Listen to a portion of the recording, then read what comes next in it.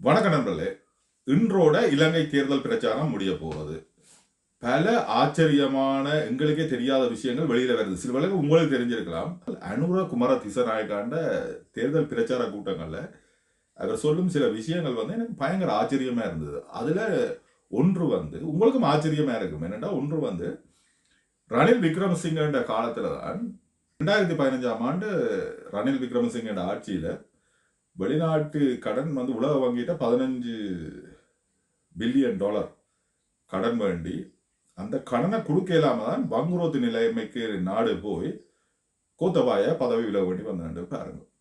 அது அனுரகுமார திசநாயக்காண்ட சொல்லித்தான் எனக்கு தெரியும். சரி, நீங்கள் முதல்ல இதை தெரிஞ்சிருக்கலாம் நினைக்கிறேன். இப்படி ஒரு பிள்ளையான ஆள் இப்ப ஆட்சியில் இருக்கிறான்னு யோசிச்சு பாருங்க. ஏன்னா அவர் கடன் வேண்டேக்க அந்த நாடு நல்லா தான் இருந்தது.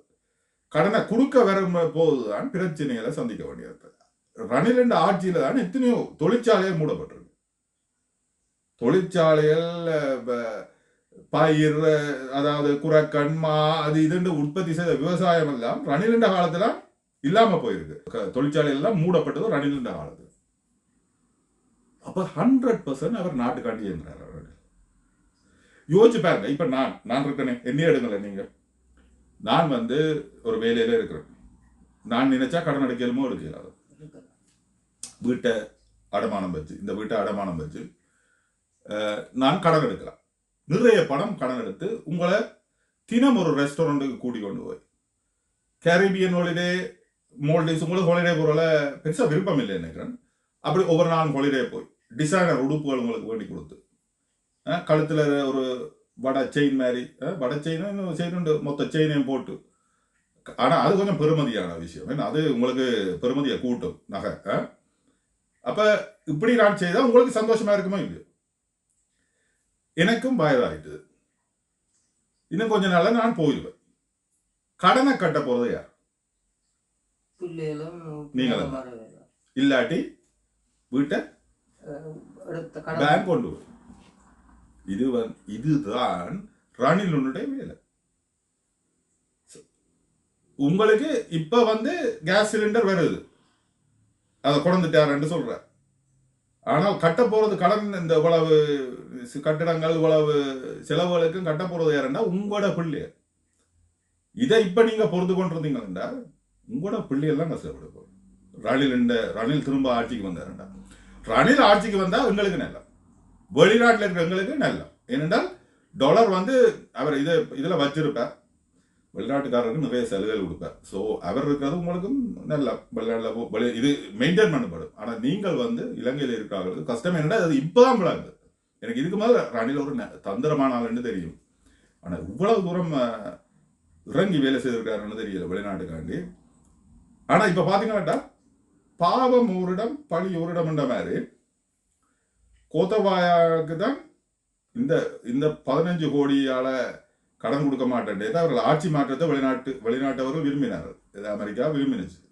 கோத்தபாயா இருந்தா கொஞ்சம் சில சிக்கல்களை அமெரிக்கா சந்திச்சு கொண்டிருந்தது. பிரச்சாரத்தை போட்டு சீனாண்ட கடனாலதான் இலங்கை இப்படி வங்குரோத்தா போனது ஒரு பொய் பிரச்சாரத்தை போட்டு சீனாண்ட கடன் வெறும் 10% மட்டும்தான்.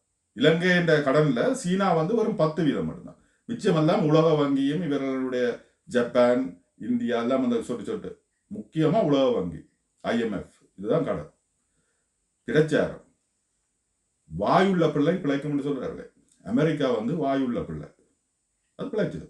அது என்ன மாதிரி சுத்தி அடிச்சு பிழைச்சு கடைசியா கோத்தபாயா நாட்டை விட்டு துறக்கப்பட.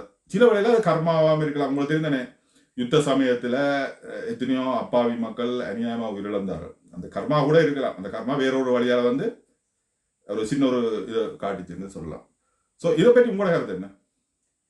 இல்லை, அனுராண்ட தேர்தல் பிரச்சாரத்தை பார்க்கதான் தெரிஞ்சது. அவர் உப்னா சொல்றாரு, நேற்று நடந்த பிரச்சாரம் ஒன்றில் பெரிய ஃபேக்டரிகள், இந்த கந்தலா சீனி தொழிற்சாலை சில மூடப்பட்டது, இறக்குமதிகள் எல்லாம் அதிகரித்தது ரணில் இந்திய ஆட்சியிலேருந்து. அவருடைய மறைமுகமா அவர் தான் இதுக்கு காரணம். ஆனா இதை அப்படி மூடினாண்டு காங்கிரஸ் ஒரு பத்திரிகையும் அந்த கேள்விகளை கேட்டதோ தெரியல. உங்களோட உள்ளூர்ல மீடியாக்கள் கேள்விகள் கேட்டதோ தெரியல. ஏனென்றால் இவர்களுக்கு பின்னால இயங்குறது வந்து அமெரிக்க என்ஜிஓ நிறுவனங்கள். இல்ல சொல்றாரு இந்த உள்ளூர் உற்பத்தி குரக்கன் காப்பிய கூட இறக்குமதி செய்யணும் அது வேதனையா இருக்குன்னு சொல்றாரு. அது எல்லாமே இறக்குமதி செய்யணும் மாட்டோம். அதெல்லாம் உங்களோட நாடுல உற்பத்தி. இப்ப உள்ளூர்ல நீங்க உற்பத்தி செய்தா உங்களுக்கு ஏனையா டாலர் நீங்க உங்களுக்கே நீங்கள் டாலரை கொடுத்து தானே வேண்டும். 2002ஆம் ஆண்டு உயர்த்தி ஏற்றுமதி செய்ததான் பாகிஸ்தானுக்கு ஸ்ரீலங்கா. 1982 சிமெண்ட் தொழிற்சாலையை மூடி நீங்கள் எத்தனை சிமெண்ட் தொழிற்சாலை மூடி போட்டு இறக்குமதி செய்யணும், அரிசி இறக்குமதி செய்யணும், எல்லாம் இறக்குமதி பொருளாதாரம் மேல யோசிச்சு பாத்தீங்கன்னா ரணில் இருக்கிற ஆட்சியிலேருந்து அதை ஓப்பனா சொல்றேன். ஏன்னா ரணில் அதான் சொன்னேன். இப்ப நீங்கள் வந்து என்ன நீங்கள் தூர நோக்கு பார்வை உள்ளவர் என்றால் நான் செய்யறது தவறு மாதிரி இருக்கும். நீங்கள் வந்து ரெஸ்டாரண்ட்டுக்கு போகணும், ஹாலிடேக்கு போகணும் என்றால் என்ன நீங்கள் உச்சத்துல வச்சிருப்பீங்க. ஏனென்றால் நான் கடன் வேண்டி உங்களை குளிர்ச்சி படுத்துறேன், நானும் சந்தோஷமா இருக்கிறேன். இதுதான் தியரி. உண்மையில அனுராக் குமார திசாநாயக்காண்ட பேச்சுக்கள் எல்லாம் வந்து ஒரு விழிப்புணர்வை ஏற்படுத்துற பேச்சுகளா தான் இருக்கு. அவருக்கு அந்த வர அந்த நான் எலெக்ஷன்லயே இப்ப பார்த்த மாதிரி நார்மலா ஒரு குறிப்பிட்ட மக்கள்லாம் இருப்பினோம். இப்ப வர மக்களோட இது கூடிக்கொண்டு போகுது பிரச்சாரத்தில் ஆக்கண்ட மாறிக்கொண்டிருக்கணும். அதுக்கு ஒரு விஞ்ஞான விளக்கமும் இருக்கு. என்ன சொல்லுவாங்க, மாஸ் ஃபார்மேஷன் சொல்றாரு. மாஸ் ஃபார்மேஷன் தெரியுது. மாஸ் ஃபார்மேஷன் என்றால் என்னென்றால் ஒன்று சேர ஒரு ஸ்பேஸில் வந்து கல் ஒரு 4 கல் சுத்தி கொண்டு இருந்துச்சுன்னா பிறகு சின்ன சின்ன கல்லுகள் வந்து சேரும். அது சேர்ந்து தான் சுத்தி அது ஒரு மாசா ஃபார்ம் பண்ணிடும். பிளானட்ஸ் வந்து இப்போ கிரகங்கள் எல்லாம் அப்படித்தான் ஃபார்ம் பண்ணது. இப்போ பூமியில இருந்து எல்லா கிரகங்களும் தான் மாஸ் ஃபார்மேஷன். பிரபஞ்சமே அப்படித்தான் ஃபார்ம் பண்ணினோம். நடிகர்கள் இருக்கணும் இல்லை, இப்போ ஒரு விஜய் ரஜினிகாந்த் ஒரு நடிகர்கள் இருக்கணும் இல்லை, அதுல ஒரு 20% தான் உண்மையா அந்த நடிப்பை ரசிச்சு போறது. அவர்கள் ஒரு மாச ஃபார்ம் பண்ணிக்க சும்மா இருக்கிறவர்களும் போய் அதுல சேர்ந்துருவாரு. அது ஒரு அதான் மாஸ் ஹீரோன்னு சொல்றது. அது வந்து உங்களுக்கு படம் ரசிக்கிறீங்களோ இல்லையோ நீங்க அந்த ஜோதியில கலந்து கொள்வீங்க. இப்ப நான் உங்களுக்கு சொல்றேன், அதே மாதிரி தான் அனுராண்ட கொள்கையில பிடிச்ச ஒரு 50% வந்துருந்துச்சுன்னா அந்த அந்த அலை அடிச்சது அதுல சேர்றாரு நினைக்கிறேன். இது ஒரு பாசிட்டிவான மாதிரி தான் எனக்கு தெரியுது. இது வந்து நாட்டை அவர் வந்து அவருடைய பல விஷயங்கள் வந்து தூர நோக்கு பார்வை, சிங்களம், இஸ்லாமியர், தமிழ் எல்லாருக்கும் ஒரு நல்ல ஒரு சட்டத்தை கொண்டு வரணும். நீங்க வந்து ரேசிசமா அதாவது இனத்துவேசமா நடந்தா தூக்கி உள்ளுக்க போடுற மாதிரி இருக்கணும். ஏவன் தமிழன் காய்ச்சாலும் சரி, சிங்களம் காய்ச்சாலும் சரி, முஸ்லீம் காய்ச்சாலும் சரி, இனத்துவேசமா காய்ச்சா உள்ளுக்க தூக்கி போடுறான். நீ ப்ரூவ் பண்ணிச்சு இல்ல ஆதாரத்தோட நீ இனத்துவேசமா காய்ச்சிக்கிறேன்னா உள்ளுக்க போடுவோம். அப்பதான் ஜனம் விழிக்கும், ஓஹோ இது தவறு, இப்படிலாம் கதைக்கக்கூடாது, மற்றவனை இனத்துவேசமா கதைக்கக்கூடாது, மதத்துவேசமா கதைக்கக்கூடாதுன்னு அப்பதான் வந்து உணர்வு வேற. நான் சொல்றவள இப்பவும் அந்த அரசியல் கதைக்கிற எங்களுடைய ஆட்கள் சரி மற்றவர்கள் சரி ஆரம்பத்தில் எத்தனையோ பழைய படுகொலிகளை கதைச்சோண்டே இருக்கணும். அதனால இப்ப தச்சமே நடக்கிற இதுல சனம் பொருளாதார பிரச்சனை தான் முக்கியம் என்று விளங்கல சில பேருக்கு. என்ன சொல்லுவாங்க, பிரித்து ஆளுதல். பிரித்து என்னை வந்து சிங்களவனோட நட்பு பாராட்டாமல் அல்லது ஒரு இஸ்லாமியனோட நட்பு பாராட்டாமல் என்னை பிரித்து வைக்கிறதால என்னை மேய்ப்பவனுக்கு தான் லாபம், எனக்கு எந்த லாபம் இல்லை. இப்ப நான் சொல்லிட்டு என்ன மாதிரி சிங்களவன்லையும் தமிழன்ல இருக்கிறவனை விட என்ன மாதிரி ஒருத்தன் சிங்களவன்ல இருப்பான். என்னுடைய குணம், என்னுடைய இயல்பு, என்னுடைய குணங்களை மாதிரி சிங்களவன் இருப்பான். தமிழனை விட உங்களோட சகோதரனை விட கூட சிங்களவர்கள் ஒருத்தன் இருப்பான். அதே மாதிரி வெள்ளக்காரங்கள இருப்பான். இப்படியானவர்கள சேர விடக்கூடாது. சேர்ந்தால் இவன் இந்த பிழைப்பு போயிடுமே. இப்ப மெய்ப்பர்கள் இப்ப ஒருத்தர் அன்னைக்கு சுமந்திரன் வந்து சொல்றாரு, சரி சுமந்திர மேடையில சொல்றார், நாங்கள் சொன்னவர்களுக்கு தான் 3 முறை மக்கள் வாக்களிச்சார்கள், இனியும் நாங்க சொல்ல போறவர்களுக்கு தான் வாக்களிப்பார்கள். மக்களின் பிரதிநிதிகளா அல்லது பிரதிநிதிகளின் மக்களா? மக்களின் பிரதிநிதி சுமந்திரனா நான் கேட்கிற கேள்வி, அல்லது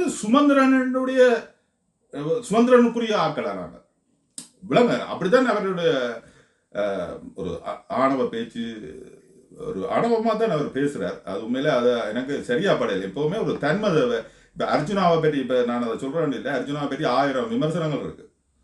பலர் எழுந்தமானமா திட்டுறாரு அப்படி இப்படின்னு விமர்சனம். ஆனால் அவர் ஆக்களோட பேசிக்க பார்த்தீங்களே எப்படி பேசுறாரு, கொஞ்சம் தன்மையா இறங்கி பேசுறாரு. அது எங்களை ஒரு பாசிட்டிவ் வைப்ரேஷன் ஒன்று வேறு. சுதந்திரன் பேசிக்க உங்களுக்கு எப்படி இருக்கிறது, ஒரு கர்வம் ஒன்று, ஒரு ஆணவம் ஒன்று தெரியுது. அது வந்து அவருடைய நன்மைக்கு அவர் குறைக்கணும்னு தான் நான் எதிர்பார்க்கிறேன். குறைச்சதான் ஒரு பாசிட்டிவா இருக்கும். தமிழர்கள் தங்களுக்கு ஆட்சி முறை தேவைன்னு சொல்றார்கள், தனி நாடு தனி ஆட்சி முறை தேவைன்னு சொல்றார்கள். இதனால இம்ப்ரூவ் பண்ணுவோமா, எங்களுடைய வாழ்க்கை தராதரம் எங்களுடைய இது வந்து இம்ப்ரூவ் பண்ணுவோமான்னு கேட்கணும். ஏனென்றால் இப்ப தமிழர் கையில யாழ் மாவட்ட வைத்தியசாலை இருக்கு, உங்களுக்கு இம்ப்ரூவ்மெண்ட் மாதிரி இருக்குமா? ஒரு கொழும்பு வைத்தியசாலைக்கும் யாழ்ப்பாண மாவட்ட வைத்தியசாலைக்கும் போய்க்க அந்த பராமரிப்பு முறை உங்களுக்கு எப்படி இருக்கு? இப்போ தமிழர் கையில ஆட்சி போச்சுன்றால் அவர்கள் எங்களை எப்படி ட்ரீட் பண்ணுவார்கள்? நல்லவர்கிட்ட கையில ஆட்சி போட்டுமே, தகுதியானவர்கள் தொழில்களுக்கு வரட்டுமே. ஒரு மக்கள் மீது இரக்கம் உள்ளவன் வந்து அரசியலுக்கு, ஏன்னா மக்கள் நலன் சேவை உள்ளவன் அரசியலுக்கு வந்தா நல்லா இருக்கு. படிச்சவன் இப்ப படிச்சவன் வரணும் இல்லை, மக்கள் சேவை உள்ளவன், மக்கள் இரக்கம் உள்ளவன் வரணும். இவ்வளவு உங்களுக்கு மக்கள் இவ்வளவு கஷ்டப்படினோம், இப்ப நான் ஏதாவது செய்யணும். காமராஜர் வந்த மாதிரி இப்ப உங்களுக்கு அவரை பலருக்கு படிச்ச கேட்க போரிங்கா இருக்கும். ஆனா உண்மை அவரை பார்த்தா பள்ளிக்கூடத்திலேயே படிக்கிறான் இல்லை, சின்ன படி என்னடா அவனுக்கு இலவச மதிய சத்துணவு திட்டத்தை, மதிய உணவு திட்டம், அதை பிறகு எம்ஜிஆர் வந்து சத்துணவு திட்டமா மாத்தினார். அப்ப மக்கள் நலன் உள்ளவர்கள். இவர்கள் வந்து வியாபாரிகள் இல்லை, வேற விளங்கு உங்களுக்கு வியாபாரிகள். இந்த சமயத்துல என்னத்தை சொல்றேன்னு தெரியல. ஏனென்றால் இது இலங்கைக்கு மட்டும் உடைய பிரச்சனை இல்லை, நாங்கள் இலங்கைக்கு மட்டும் உள்ள பிரச்சனை, உலக பிரச்சனை இது. இப்ப பாத்தீங்கன்னா ட்ரம்ப்ன்ற கமலா ஹாரிஸ் இவன்றது பாத்தீங்கன்னா இவளும் எங்களை அமெரிக்க மக்களை ஒரு அடிமைகள் மாதிரி தான். இவ்வளவோ அறிவான சமுதாயம் அமெரிக்கா. உலக லைட் பல்ப்ல இருந்து எத்தனையோ விஷயங்களை கண்டுபிடிச்ச இந்த ஃபேஸ்புக் யூடியூப் கூட இப்ப நாங்கள் அதில் காய்க்கிறது கூட அவ்வளோ அறிவான சமூகம் இருக்கிற அமெரிக்காவை இப்படி ஒரு அடிமைகளா பிரிஞ்சு விளக்குறாங்க சொல்றாங்க. என்ன செய்யற தகுதியானவர்கள் இப்ப ஜோன் எஃப் கென்னடி அமெரிக்க அதிபராக இருக்க கருப்பினத்தவர்களுக்கு விடுதலை கொடுத்தார். எத்தனையோ பாசிட்டிவான விஷயம் நடந்தது. கனவுகளோடு இருந்த சந்திரனுக்கு ராக்கெட் அனுப்பணும், மக்கள் மனிதன் அனுப்பணும், இப்படியே நல்ல பாசிட்டிவான விஷயங்களை கொண்டு வந்தார். வெளிநாடுகளோட சண்டை வேண்டாம், அவருக்கு அந்த அது பிடிக்கல. வெளிநாடுகளோட சண்டை வேண்டாம், நாங்கள் எங்களை டெவலப் பண்ணுவோம், உள்ளூர் கட்டமைப்பை டெவலப் பண்ணுவோம்னு சொன்னார். ஆனா என்ன நடந்தது? அவரை போட்டு தள்ளிட்டாங்க. இப்பவுமே எவ்வளவோ எங்கட தமிழ் கட்சிகளையே எத்தனை முரண்பாடு, அவையலாலேயே ஒன்று சேரில்லாம கிடக்கு. ஒரு கதைக்கு இவ்வளவு பிரச்சாரம் நடக்குது, 4-5 பேரும் 4-5 கட்சிக்கு நின்று ஆதரவா பிரச்சாரம் செய்யணும். தமிழர் நீங்கள் இது சொல்றாலே இல்ல, தமிழ்ல பெரிய நல்ல தலைவர்கள் ஒருத்தருமே எங்களுக்கு வேற இல்லை. அது நாங்கள் உண்மையை யோசிக்கணும். செல்வநாயம் என்று சொல்றாங்களே, எனக்கு செல்வநாயகம் தெரியாது. செல்வநாயம் ஓரளவு ஒரு அறிவு சார்ந்தவர் உண்டு. சிங்களத்துல என்எம் பெரேரா அந்த சமயத்துல இருந்தார்கள், அவர் கொஞ்சம் ஒரு ரிலாக்ஸான ஆட்கள் மாதிரி. அது கண்ணு முன்னால தெரிகிறது என்னென்றால், வெள்ளக்காரர்கள் ஆட்சி செய்ய வெள்ளக்காரர்களுக்கு எதிராக சுதந்திர போராட்டம்ன்றது சரியான முறையில நடக்கல இலங்கையில. அதை அனுப்புறான்னு சொல்றாரு. நான் அதை எனக்கு தெரியும், அது முதலே தெரியும். ஏனென்றால் இந்தியாவில் நடந்த மாதிரி போராட்டம் நடந்ததா? அப்ப அதுல இருந்தே தெரியுது, நாங்கள் வந்து சரியான தலைவர்கள் மேல வரையில, சரியான தலைவர்களை மேல வரவிட மாட்டோம், நாங்க போட்டு அமர்த்தி விட்டுறோம். என்ன நாங்களே விமர்சிச்சு என்ன ஈஸி டார்கெட், ஏனென்றால் ஒரு ஈஸி டார்கெட். இப்ப சுமார் இயல்பா மக்களுக்கு நல்ல செய்யணும் துடிக்கிறாங்க, ஈஸியா போட்டு ஊராட்சி போட்டு சுமந்திரன் மாதிரியான ஆக்கள் மேல வரல. என்னடா இது ஒரு புலியிங் கல்ச்சர். இப்ப நீங்க பள்ளிக்கூட கிளாஸ் ரூம்லயே ஒருத்தன் புலி பண்றவன் தான் எல்லாரையும் மாணவன் வந்து அதுக்கு சில கட்டமைப்புகள் இருக்கு. டீச்சர் வந்து சொல்லி ஒரு இதா கட்டமைப்பார். ஆனால் அரசியல் அப்படி இல்லை தானே, புலி பண்றவன் தான் பெரியவனா இருப்பான். ஸோ அது ஒரு வேதனையான இது. ஆனா அனுரா வந்து இதுக்குள்ள ஒரு தென்றல், ஒரு நல்ல ஒரு புத்துணர்ச்சி தர காட்சி மாதிரி இருக்கிறார். ஆனால் அவரை அமெரிக்கா வெல்ல விடுமோன்றதான் முதல் கேள்வி. அமெரிக்கா வந்து இப்ப பங்களாதேஷ்லயே அமெரிக்காவுக்கு பிடிக்காத ஒரு அதிபரை அகற்றி விட்டுட்டாரு. அதுக்கு பிறகு அதே மாதிரி இம்ரான்கான், உங்களுக்கு தெரியும், பாகிஸ்தான் அதிபர். சிங்களவனும் தமிழனும் சமாதானமா போனா, முஸ்லீமும் சமாதானமா போனால் எனக்கு என்ன லாபம்? நான் அமெரிக்காவில் இருக்க, எனக்கு என்ன லாபம்? நீங்கள் பிரிஞ்சு இருந்தா தான் உங்களுக்கு இது இதெல்லாம் பிறகு சொல்லலாம், நாணய மாற்று வீதம் இந்த விலை, உண்ட தேயில நான் இந்த விலையிற்கு தான் வேண்டுவேன். நான் வந்து நீ அங்க ஃபேக்டரி வச்சிருக்கீங்களா, அது எந்த ஃபேக்டரியில இருந்தாலும் சாமான் வேண்டும், நான் உன்னை டிக்டேட் பண்ணலாம். இப்ப ஒரு உதாரணத்துக்கு நானும் நீங்களும் சேர்ந்து இருந்தா பக்கத்து வீட்டுக்காரங்க ஏதாவது லாபம் இருக்கும், தெரிஞ்ச உங்களோட ஃப்ரெண்ட்ஸுக்கு ஏதாவது லாபம் இருக்கும். பிரிஞ்சு இருந்தா எங்களை பற்றி கதைக்கிறதுக்கு ஒரு நல்ல டாபிக் கொண்டு கிடைக்கும். இப்ப ஒரு உதாரணத்துக்கு ஒரு இன்னொரு குடும்பம் பிரிஞ்சு இருந்தா அவர் அப்படியா இவர் இப்படியா, நான் ஒரு எங்கட சமுதாயம் அப்படித்தானே ஒரு காய்க்கிறது அங்க அப்படி போட்டு நெகட்டிவ் இருக்கேக்க எனக்கு லாபம், நான் உங்களோடய காய்க்கலாம். அவரோடையும் கதைக்கலாம். என்னை விட நீங்கள் கீழே தான் இருப்பீங்க. நான் உயர்ந்துருவேன். ஒற்றுமையா இருக்கக்கூடிய நான் உயரத்தான் இருப்பேன். உங்களை வந்து நான் கீழே தான் பார்ப்பேன். அதே மாதிரி சிங்காவும் தமிழன் 3 பேரும் நீங்க ஒற்றுமையா இருந்தால் அமெரிக்கா வந்து உங்கள்கிட்ட இப்ப சிங்கப்பூர்ல வாழாட்ட முடியுமா? இலங்கையிட்ட ஈஸியா வாழாட்ட முடியும். வாழாட்டையில அடக்குமுறையை பாவிக்க முடியும். நண்பர்களை இது இப்படி யதார்த்தம் கழிச்சா உங்க கூட பலருக்கு பிடிக்குது இல்லை. ஏன் 2 பேரும் விளங்க இல்லை? நல்லது தான் நான் சொல்றேன். சண்டை பிடிக்காதுன்னு சொல்றேன். 3 பேரும் மூவிர மக்களும் சந்தோஷமா இருங்கன்னு சொல்றேன். இல்ல அப்படி இல்லைன்னு சண்டைக்கு என்னோட சண்டைக்கு வாரீங்க. நானும் கொஞ்சம் வீக் பாடியா இவ்வளோ பேர் இவ்வளோ அப்பாவி மக்கள்ல இருந்து இளைஞர்கள் இருந்து இவ்வளோ பேர் செத்துமையா அதை நினைச்சு இப்போ அதோட இப்படிங்க இப்போ இவ்வளவோ நிம்மதியா உயிர் என்ன ஒரு குடும்பத்துல ஒருத்தர் இல்லாம போயிக்க அதுன்ற வேதனை அவையவைக்கு தான் தெரியும். நான் ஒரு சின்ன ஒரு இதோட முடிக்கிறேன். சரியோ, நான் ஒரு தற்செயலா யூடியூப் பார்த்து கொண்டிருந்தேன். அப்ப எங்களுடைய முன்னாள் அரசியல் தமிழர் விடுதலை கூட்டணி தலைவர் அமுதலிங்கம் அவர்கள் பிபிசிக்கு ஒரு இன்டர்வியூ கொடுக்கிறார். சரியோ, அப்ப அது ஒரு பெண் தான் இன்டர்வியூ எடுக்கிறார்.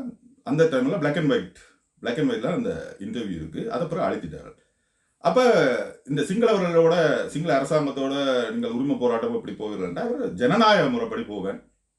சரி, பிபிசி ரிப்போர்ட்டர் கேட்கிறார், அவர்கள் ஜனநாயக முறைக்கு இணங்காவிட்டால், உங்களோட ஜனநாயக கோரிக்கைக்கு இணங்காவிட்டால் வேறு என்ன வழிகளை பார்க்க வேண்டாம். நாங்கள் வெளிநாடுகள் என்ற உதவிகளுடன் நாங்கள் எப்படியும் ஜனநாயக முறையில் இருந்து நாங்கள் மாற மாட்டோம் என்று அமலிங்கம் சொல்றார். அப்படி திருப்பி அவரை சொல்லிக் கொண்டு கேட்க அந்த பிபிசி ரிப்போர்ட்டர் அந்த வெள்ளைக்கார பெண், ஜனநாயக போராட்டத்துக்கு அவர்கள் சரிவராவிட்டால் நீங்கள் ஆயுத போராட்டத்தை எடுப்பீர்களா? இது வந்து கருத்து கணிப்பு அல்ல, இதுக்கு பேர் வந்து கருத்து திணிப்பு. அப்பதான் இல்லை அப்பவும் அவருக்கு அந்த வார்த்தையை சொல்ல அமலிங்கம் தயங்குறார். இது நான் நினைக்கிறேன் 70களில் எடுத்ததா இருக்கலாம் ரிப்போர்ட், அந்த டிவி இன்டர்வியூ. அவர் வார்த்தையை தயங்குறார். அப்ப நான் எனக்கு ஷோக்கா இருந்தது. இப்படித்தானே வந்து நீங்கள் வந்து கருத்தை திணிக்கிறீங்க. ஒரு அரசியல் நீரோட்டத்தில் இருக்கிறவர்கள் ஆயுத போராட்டத்துக்கு மாத்துறதுக்கு நீங்கள் தூவம் போடுறீங்க. பிறகு அந்த தூவத்தை வாங்கின அரசியல் தலைவர்கள் பிறகு மேடைகள்ல பேச அதை கேட்ட இளைஞர்கள் ஒரு இளைய வயதுல, இப்ப இள வயதுல நான் இப்படி பேச மாட்டேன். சில வயது நான் என்னுடைய 25 வயதுல நான் இப்படி காய்க்க மாட்டேன். நான் கொஞ்சம் இதாத்தான் இருப்பேன். இப்ப எங்கட பிள்ளையில பாத்தீங்களா ஸ்ட்ராங்கா தான் நிக்கிறாரு. அந்த சமயத்துல நான் இப்படி ஒரு இதையும் தூவம் போட்டு விட்டால என்ன ஈஸியா. இப்ப வந்து என்ஜிஓ மூலம் அதே தான் செய்து கொண்டிருக்கிறார்கள். மக்களுக்கு விழிப்புணர்வு வந்து கொண்டிருக்கு. அதுவும் இந்த யூடியூப், பேஸ்புக், இந்த சோசியல் மீடியா மூலம் தான் விழிப்புணர்வே வருது. என்ன முந்தி பத்திரிகைகள் கையில இருக்கும் பட்சத்துல அவர்களெல்லாம் மூல செலவு செய்வார்கள். இப்ப இதுவும் ஆல்டர்னேட்டிவ் வருது. ஆனா இதுவும் அமெரிக்கான கையில தான் இருக்கு. எந்த நிமிடமும் யாரையுமே ஷட் டவுன் பண்ணலாம். எங்கள்கிட்ட சொந்தமா எதுவுமே இல்லை. ஓகே, நம்ம வேற ஒரு வீடியோல சந்திப்போம்.